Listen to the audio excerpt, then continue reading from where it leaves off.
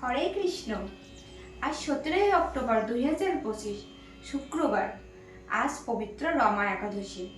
এখন আমি আপনাদের সামনে এই রমা একাদশীর ব্রত মাহাত্ম্য পাঠ করব। আপনারা মনোযোগ সহকারে শ্রবণ করুন। রমা একাদশী ব্রত মাহাত্ম্য।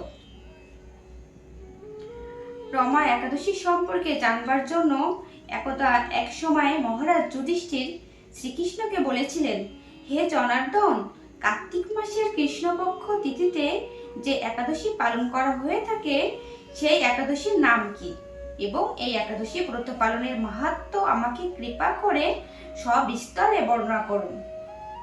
তখন শ্রীকৃষ্ণ বললেন, হে রাজন, কার্তিক মাসের কৃষ্ণপক্ষের তিথিতে যে একাদশী পালন করা হয়ে থাকে তা রমা একাদশী নামে খ্যাত। এই রমা একাদশী পালনের মাধ্যমে আমাদের সর্ব পাপ দূর হয়ে থাকে।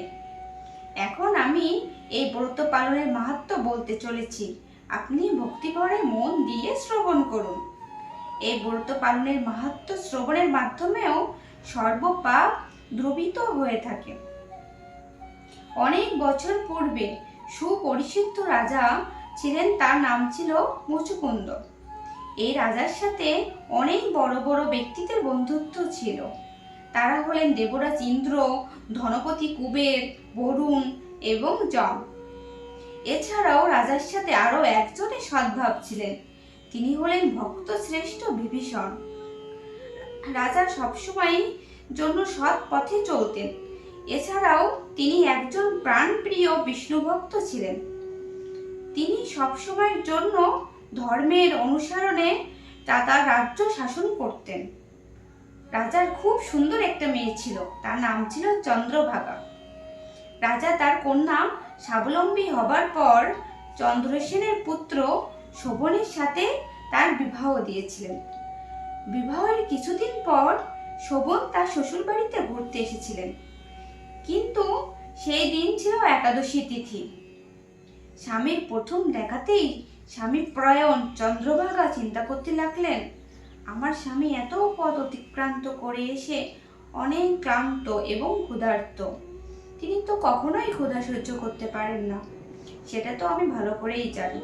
কিন্তু আমার পিতা ধর্মের পথে চলেন, এটার জন্য তিনি একাদশীর আগে দশমীর দিনে রাজ্যের সকল ব্যক্তিকে আহার নিষিদ্ধ করে থাকেন। এখন আমি কি করব?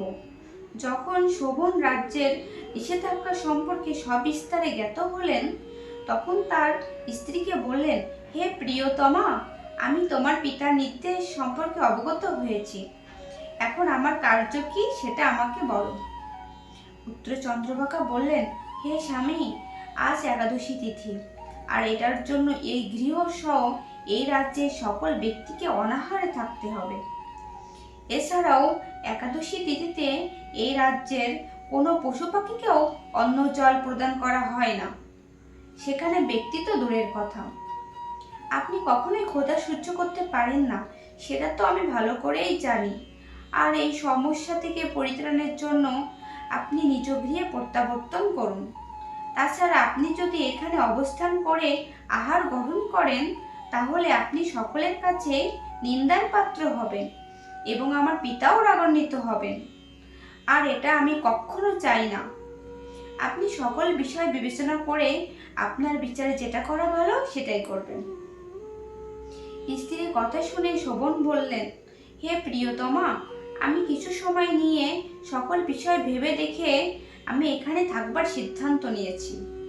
আমি নিজ গৃহে প্রত্যাবর্তন করছি না, আমি এখানে থেকেই একাদশী ব্রত পালন করব। ভাগ্যে আমার যেটা আছে সেটা হবে, তুমি চিন্তা করো না। আর এভাবে একাদশী ব্রত পালনে শোভন বদ্ধপরিকর হয়েছিলেন। দিনের সকল সময় অতিবাহিত হবার পরে যখন সন্ধ্যা হয়ে থাকে, তখন বৈষ্ণবদের কাছে এই রাত্রি অত্যন্ত মধুর এবং আনন্দদায়ক হয়ে থাকে। কিন্তু ওদিকে শোভন ক্ষুধা এবং তৃষ্ণায় দুর্বল থেকে অতি দুর্বল হতে থাকলেন। আর এইভাবে সম্পূর্ণ রাত্রি অতিবাহিত হবার পরে সূর্যোদয়কালে তার মৃত্যু হয়। তখন চন্দ্রভাগা অনেক ভেঙে পড়লেন। এদিকে রাজা মুচুকুন্দ শোভনকে অনেক জাঁকজমকভাবে তার সপ্তাহ কার্য সম্পাদন করলেন। তারপর পিতার নির্দেশে চন্দ্রভাগা পিতার গৃহে অবস্থান করতে থাকলেন।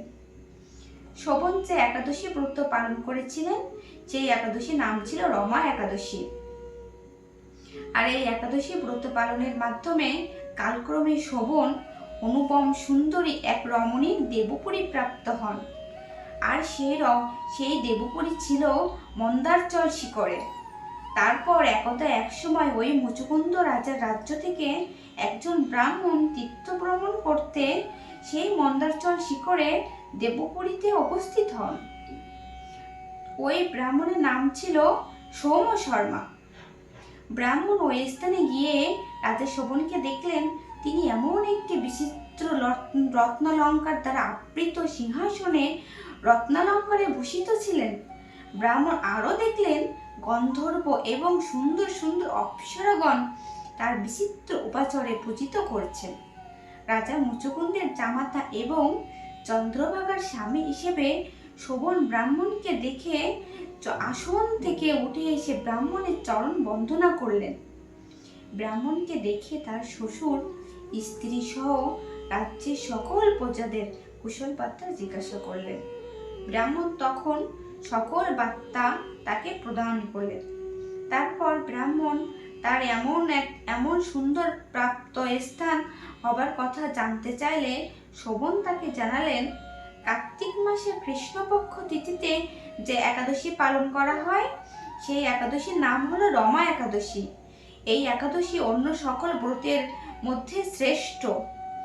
এই রমা একাদশী ব্রত ভক্তি ভরে পালনের মাধ্যমে আমি এই ফল লাভ করেছি। শোভন সে ব্রাহ্মণকে কৃপা করে সকল ঘটনা স্ত্রী চন্দ্রভাগাকে জানাতে বললেন।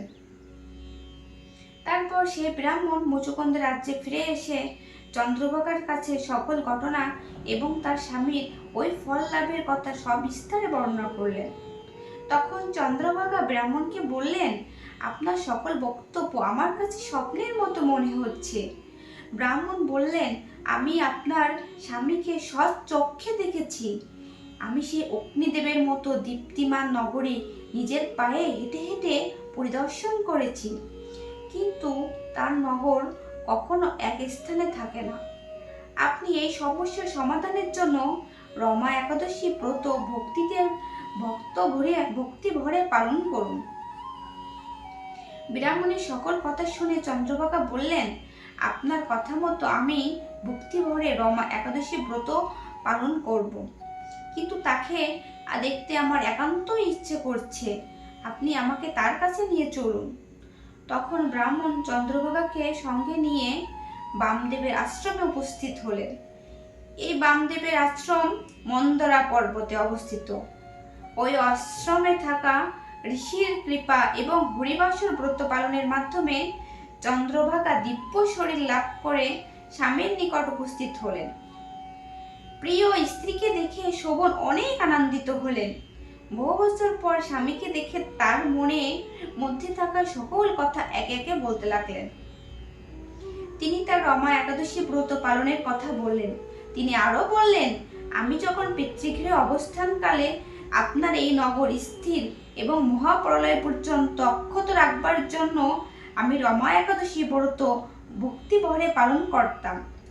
অবশেষে শোভনের সেই নগর স্থির হলো এবং তারা একত্রে ওই নগরীতে বসবাস করতে লাগলেন এবং দিব্য সুখে লাভ করতে লাগলেন। শ্রীকৃষ্ণ যুধিষ্ঠিরকে বললেন, হে মহারাজ, আমি আপনার কাছে পাপনাশিনী ও ভক্তি মুক্তি রমা একাদশী ব্রত মাহাত্ম্য বর্ণনা করলাম। যিনি এই একাদশী ব্রত ভক্তি কথা সহকারে পালন করবেন তিনি এবং ব্রত মাহাত্ম্য পড়েন এবং শ্রবণ করবেন, তিনি সকল পাপ থেকে মুক্তি হয়ে বিষ্ণুলোকে পূজিত হবেন। তাই আমাদের সকলকে রমা একাদশী ভক্তি সহকারে পালন করা উচিত। হরে কৃষ্ণ কৃষ্ণ কৃষ্ণ হরে হরে, হরে রাম রাম রাম হরে হরে।